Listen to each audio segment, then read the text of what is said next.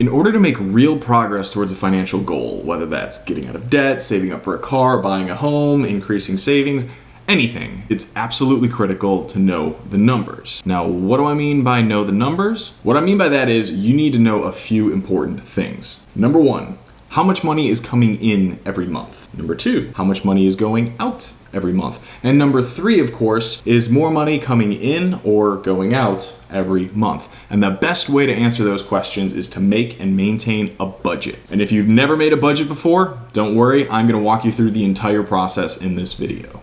Now, a good comprehensive budget is going to track and monitor three major components of your money. Number one, income. That's the money that's coming in, and this is the money that you are making from your main job, any side hustles, and also cash from anything that you sold, like extra clothes or things on Craigslist. Basically, the amount that hits your bank account after taxes is what we'll want to use for this budget. Number two, expenses. Obviously, that's the money that's going out. But with expenses, we're going to break this down into two categories of expenses. The first category is called fixed expenses. These are the expenses that are always going to occur and are usually unchangeable in value or relatively the same value every month. Things like rent, a mortgage, a car payment, utilities, electricity, water, gas, groceries as well are a fixed expense. Also things like health insurance, auto or homeowners insurance, and any other mandatory housing costs, like if you have an HOA fee or if you have property taxes as well. If you have expenses from previous debts, such as credit cards or loans, we're also going to include those as a fixed expense. The second expense is a flexible expense. Now, these are expenses that are mostly discretionary, meaning that they're non-essential. Examples of flexible expenses are things like entertainment, dining out, gym memberships, clothing and gifts, or home improvements. These are definitely the nice to haves, but they aren't mandatory. So most of the control here is in your hands. And the third major component that a budget is going to track is your savings and your goals. This is the money that we're setting aside for the future. This is another component where you're in the driver's seat as well. Now, if there's a few things that you are saving up for, we can set this budget up to contribute to all of them. It is completely up to you. Some examples of things to save up for are emergency funds. Those are things like rainy day funds that help to take some of the burden off of emergencies. This can be tapped into if you have a sudden medical event or another unexpected expense, such as car or home repairs. We can also save up to prepare for a large purchase like a car or a home, and we can also take some of these funds and apply them towards other personal goals, such as paying down or paying off debt. This is where we factor in the goals that you have, and we set up this budget to drive towards it. Now that we know what we're including, we're ready to go find these numbers. So what I want you to do now is grab every bill, every statement, and all of the information that shows the money coming in and out of your life for at least the last month. If you can grab this for the last 3 months, that would be ideal. The reason that we're compiling all of this is because we need to get a look at the money that you are bringing in and out every month. We're gonna make your budget based off of the things that you normally spend money on, and we're gonna use the past 1 to 3 months to better understand what that looks like. If you do this for the last 3 months, you'll also get a really good picture of how you spend money on utilities. Those tend to fluctuate month to month. And if you have anything in your life that is billed quarterly, that'll also pick it up as well. Those are easy to lose track of and forget about. The bottom line here is once you see your spending habits, you'll be able to create more effective spending and saving targets for yourself. And this will give us a clear view to whether you're saving or losing money at the end of the month.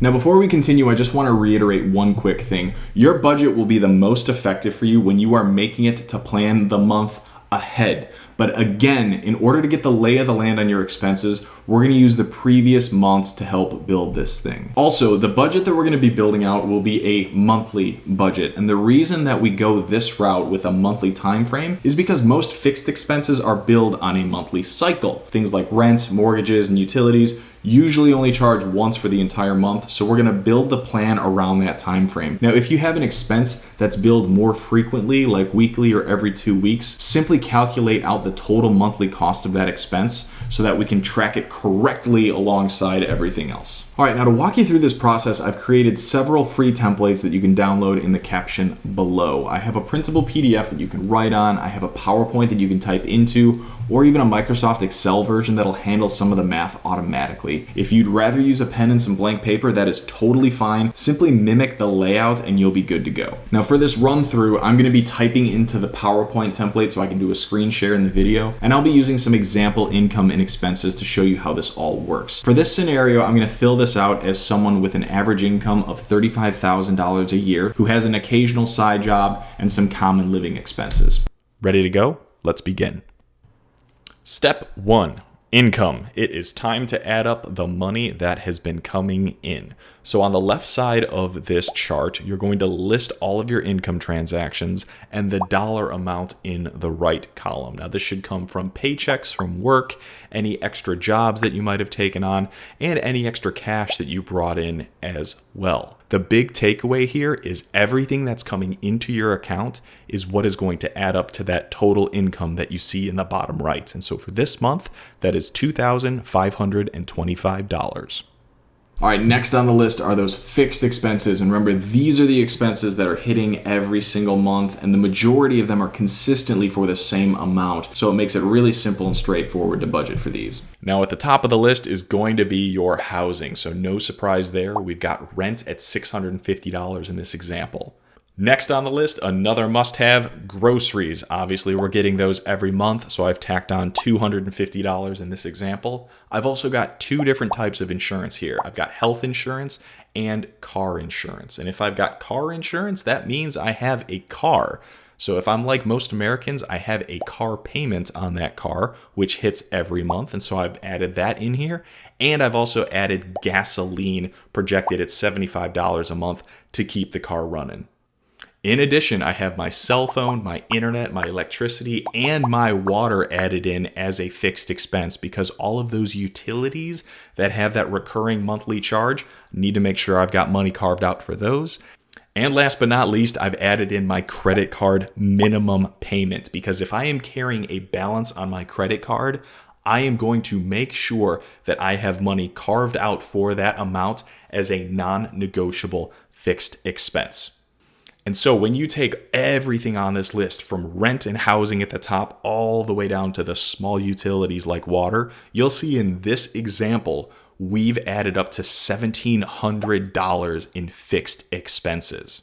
So when you think about the previous slide with our income where we brought in $2,525 in a month, we have already spoken for $1,700 of those dollars with our recurring fixed expenses. This is before we're talking about flexible, nice to have expenses or our savings and goals. So we've already laid claim to $1,700 of our $2,525 for the month. Now let's move on to flexible expenses. Again, these are those expenses that are the nice to haves. They're not mandatory, they're non-essential, and everything is pretty much in your control for this bucket.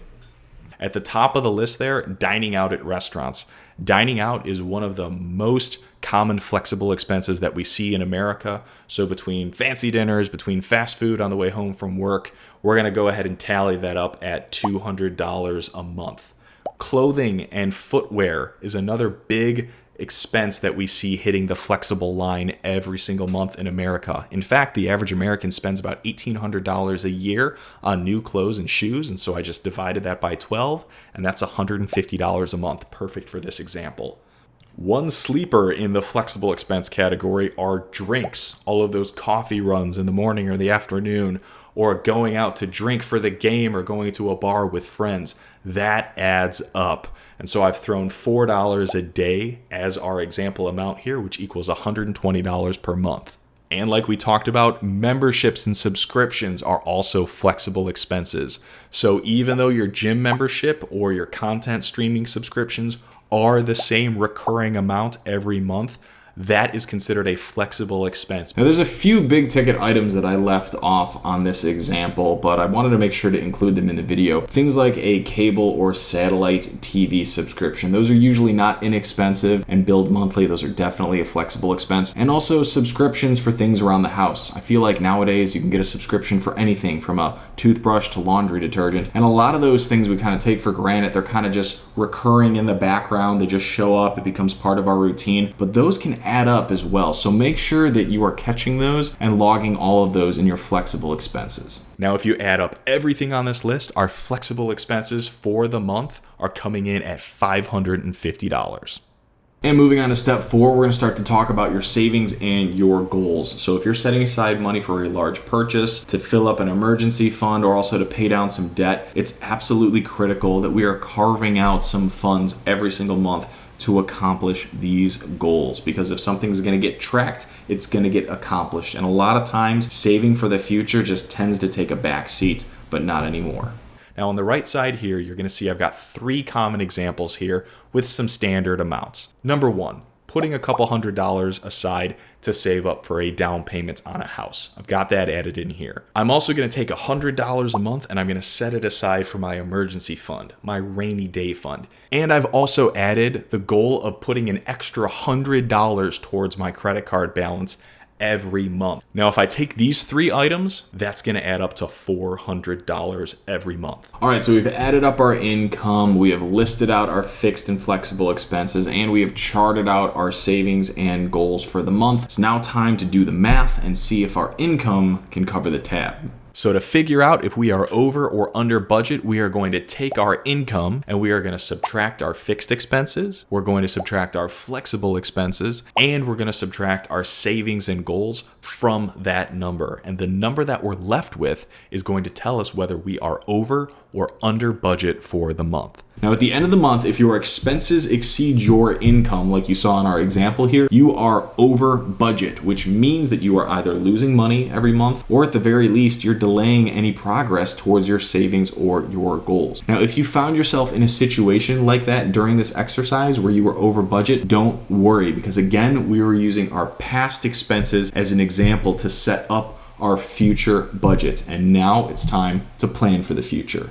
All right, so now that we have this awesome historical view of your income and your expenses for the month, it's time to make a budget that looks forward to the future. Because like we said, a budget is going to be much more effective for you when you are using it to plan the month ahead. We want to assign a job to every dollar that's coming in, and we want to have line of sight to all those expected expenses that we know are going to be going out every single month. So what I want you to do now is I want you to take the pages from step 1 through 5, where you listed your income, your expenses, your savings and goals, and you added it all up, and I want you to build a budget for the month ahead. List out all the income that you know is coming in. List the value for those fixed expenses that you've seen over the past couple months. And when it comes to flexible expenses, let's look at what we've been spending money on and create reasonable buckets for every single category. So if you like to go out to eat a couple times a month, or if you like to have drinks throughout the month, let's build in those amounts and stick to that so that we are staying aligned to the larger budget for the month. Now, one quick note here. When you are making your budget for the future months, your income minus your expenses should equal 0. When it equals 0, that means you have a balanced budget and you have a plan for every dollar that's coming in and leaving your account. If you still come in under budget, put that money towards your savings and your goals. Use it for something to accelerate your path to financial success. And just like that, you have taken a huge step into better understanding your money. I cannot express enough how impactful it can be if you are maintaining a budget, updating your spending, and keeping track of your goals.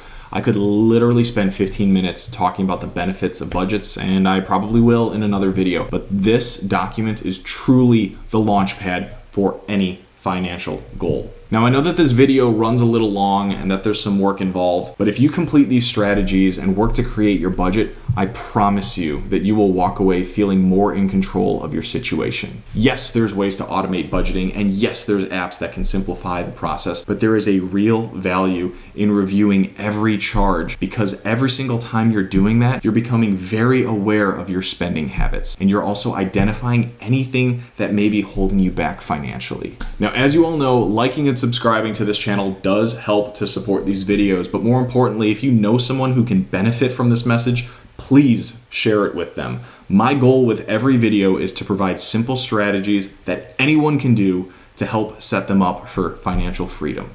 Thank you so much for watching. I'll see you soon.